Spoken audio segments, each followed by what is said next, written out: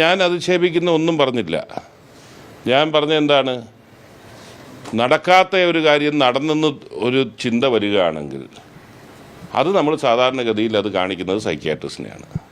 ആ ദൃശ്യങ്ങൾ കണ്ട എല്ലാവർക്കും അറിയാം എന്താണ് അവിടെ സംഭവിച്ചത്. അവരിങ്ങനെ ഓരോ നെറേറ്റീവ് ഉണ്ടാക്കി അതങ്ങ് വിശ്വസിപ്പിക്കാൻ വേണ്ടി ശ്രമിക്കുമ്പോൾ മലയാളിക്ക് വിവേചന ബുദ്ധിയുള്ളവരാണ് മലയാളി എന്നുള്ളത് കൊണ്ട് തന്നെ അവിടെ എന്തോ നടന്നെന്നറിയാം. അത് ഞാൻ അവരെ കുറ്റപ്പെടുത്തുന്നില്ല. ഏതോ ഘട്ടത്തിൽ അവർ ഹാലൂസിനേറ്റ് ചെയ്തായിരിക്കും ഇങ്ങനെ സംഭവിച്ചെന്ന് അവർ വിചാരിക്കുന്നതായിരിക്കാം. അതിന് പരിശോധന നടത്തേണ്ടതുണ്ട് എന്ന് തന്നെയാണ് ഞാൻ പറഞ്ഞത്. അല്ലാതെ അവരെ മോശക്കാരിയാക്കിയതല്ല. ഈ നടക്കാത്ത ഒരു കാര്യം നടന്നു എന്ന് തോന്നലുണ്ടാകുന്നത് വളരെ ഗൗരവത്തിൽ കാണേണ്ട വിഷയമാണ്.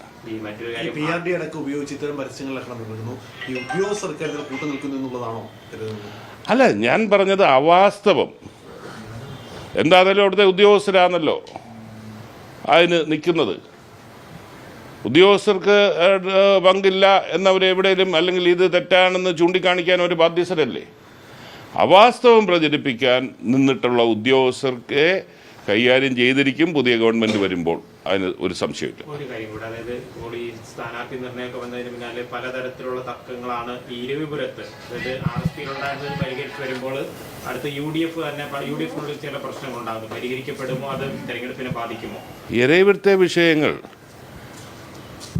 പാർട്ടിക്കകത്തുണ്ടായിരുന്ന ചിലത് വാർത്തകൾ വന്നതല്ല ഇന്നലെ കൊണ്ട് അതെല്ലാം പ്രസക്തമായിട്ടുണ്ട്. ഒറ്റക്കെട്ടായിട്ട് അവിടെ പാർട്ടി മുന്നോട്ട് നീങ്ങുകയാണ്. പിന്നെ എനിക്കിതിലൊക്കെ വലിയ സന്തോഷം. RSP ഒന്നുമില്ല എന്ന പരിഹാസമായിരുന്നല്ലോ. എന്താണേലും കഴിഞ്ഞ 2 ആഴ്ചക്കാലമായി RSP എന്ന രാഷ്ട്രീയ പ്രസ്ഥാനം ഉണ്ടെന്നും ഇതിൽ നേതാക്കന്മാരുണ്ടെന്നും വ്യത്യസ്ത അഭിപ്രായം പറയുന്നുണ്ടെന്നും ഒക്കെ വന്നതിൽ സന്തോഷമുണ്ട്. പക്ഷേ ഇത്രയും പ്രാധാന്യം മാധ്യമങ്ങൾ ഇതിന് കൊടുക്കുമ്പോൾ CPMൻ്റെ പയ്യന്നൂരെ ഏരിയ കമ്മിറ്റിയിൽ നിന്ന് കൂടാൻ സാധിക്കാത്ത നിലയിലേക്കുള്ള ഇറങ്ങിപ്പോക്കും പ്രതിഷേധവും ഉണ്ടാകുന്നു.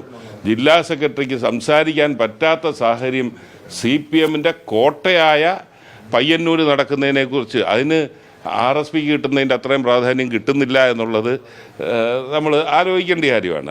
അതൊക്കെയാണ് ഞാൻ പറഞ്ഞത്. ഈ പരസ്യം കൂടുമ്പോൾ മറുഭാഗത്ത് സംഭവിച്ചുകൊണ്ടിരിക്കുന്നത് പയ്യന്നൂർ ഏരിയ കമ്മിറ്റിയിൽ നടന്ന സംഭവ വികാസങ്ങൾ. RSPയുടെ ഒരു മണ്ഡലം കമ്മിറ്റി, അവരുടെ ഏരിയ കമ്മിറ്റിക്ക് പകരം ഞങ്ങൾ മണ്ഡലം കമ്മിറ്റിയാണ്. അവിടെ ചില അഭിപ്രായ വ്യത്യാസങ്ങളുണ്ടായെന്ന് നിഷേധിച്ചിട്ട് കാര്യമില്ല. അതെല്ലാം പരിഹരിക്കാൻ ഈ പാർട്ടി പ്രാപ്തമാണ്. അത് പരിഹരിച്ചു, പാർട്ടിയുടെ വിഷയം പരിഹരിച്ചു. UDF ഇനിയും വരും ദിവസങ്ങളിൽ ഒറ്റക്കെട്ടായിട്ട് മുന്നോട്ട് നീങ്ങും. ഇല്ല, വരും ദിവസങ്ങളിൽ എൻ്റെ ചർച്ചയുണ്ട്. അല്ല, ഒരു ഘടകകക്ഷികളുമായിട്ടുള്ളത് തീരുമാനമായിട്ടില്ലല്ലോ. അത് ഈ പറഞ്ഞതുപോലെ പ്രതിപക്ഷ നേതാവിൻ്റെ നേതൃത്വത്തിലുള്ള ജാഥ അത് മറ്റന്നാൾ കൊണ്ടാണ് സമാപിക്കുന്നത്. ഈ 2 ദിവസം കൊണ്ട് എല്ലാ ഘടകകക്ഷികളുമായിട്ടുള്ള വിഷയങ്ങൾക്ക് പരിഹാരമുണ്ടാകും എന്ന് തന്നെയാണ് ഞങ്ങൾ പ്രതീക്ഷിക്കുന്നത്.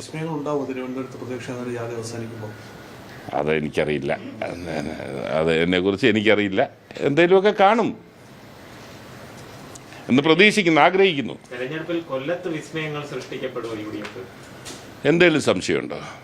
ഇപ്പം ഈ പരസ്യം കൂടുന്നത് എന്തുകൊണ്ടാണ്?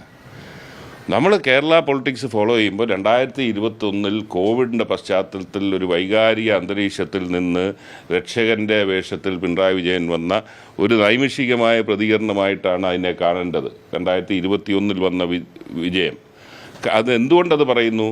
അതിനുശേഷം നടന്ന എല്ലാ ഉപതെരഞ്ഞെടുപ്പുകളും കേരള ചരിത്രത്തിൽ ഒരിക്കലും ഉണ്ടായിട്ടില്ലാത്ത നിലയിലേക്ക് ഉപതെരഞ്ഞെടുപ്പുകളിൽ ഐക്യജനാധിപത്യ മുന്നണിയുടെ മുന്നേറ്റം, തൃക്കാക്കരയിൽ തുടങ്ങിയ വിജയം, അതിനുശേഷം പുതുപ്പള്ളിയിലുണ്ടായി, അതിനുശേഷം പാലക്കാട്, എന്തിന് 40,000 വോട്ടിൻ്റെ ഭൂരിപക്ഷത്തിൽ ജയിച്ച ചേലക്കര 10,000 വോട്ടായി ഭൂരിപക്ഷം കുറയ്ക്കാൻ സാധിച്ചു. അന്നേരം UDFൻ്റെ ഒരു മുന്നേറ്റം തന്നെ എല്ലാ ഉപതെരഞ്ഞെടുപ്പുകളിലും നടന്നു. പാർലമെൻറ്റ് തെരഞ്ഞെടുപ്പിൽ കഴിഞ്ഞ തവണ വിജയിച്ചപ്പോൾ അത് ശബരിമലയുടെ വൈകാരിക പ്രതികരണമാണെന്ന് പറഞ്ഞു. ഇത്തവണ മറ്റൊരു പ്രതികരണവും ഇല്ലല്ലോ. പാർലമെൻറ്റിൽ നടന്ന വിജയം, അതിനുശേഷം പഞ്ചായത്ത് തെരഞ്ഞെടുപ്പിൽ വന്ന വിജയം. ഇത് ജനരോഷത്തിൻ്റെ പ്രതിഫലനം അല്ലെങ്കിൽ പിന്നെ എന്താണ് ഇവരുടെ അളവുകോല് എന്ന് മനസ്സിലാകുന്നില്ല. അദ്ദേഹം ഒരു നല്ല കമ്മ്യൂണിസ്റ്റുകാരനാണ്. അദ്ദേഹം അങ്ങനെ ഇതിനു വേണ്ടി കക്ഷി മാറുന്ന വ്യക്തിയാണെന്ന് എനിക്ക് തോന്നിയിട്ടില്ല. തീർച്ചയായിട്ടും അദ്ദേഹത്തെ പോലൊരു നേതാവിനെ UDFന് കിട്ടാമെങ്കിൽ ഏറ്റവും നല്ല കാര്യമായിട്ട് നമ്മൾ കാണുന്നെങ്കിലും അദ്ദേഹത്തിൻ്റെ ഒരു വ്യക്തിത്വത്തിൽ അദ്ദേഹം ഒരു കക്ഷി രാഷ്ട്രീയത്തിൽ ഒതുങ്ങുന്നതല്ല, ഒരിടത്തുനിന്ന് മാറി ഒരിടത്തോട്ട് പോകുന്ന വ്യക്തിയാണെന്ന് എനിക്ക് തോന്നുന്നില്ല. ഞങ്ങൾ ആഗ്രഹിക്കും, വന്നാൽ അതിയായ സന്തോഷമാണ്. കൂടുതൽ വാർത്തകളും വിശേഷങ്ങളും നിങ്ങൾക്ക് ലഭിക്കാൻ കേരളീയം ന്യൂസ് സബ്സ്ക്രൈബ് ചെയ്യുക. കൂടെ ബെൽ ബട്ടണും അമർത്തുക.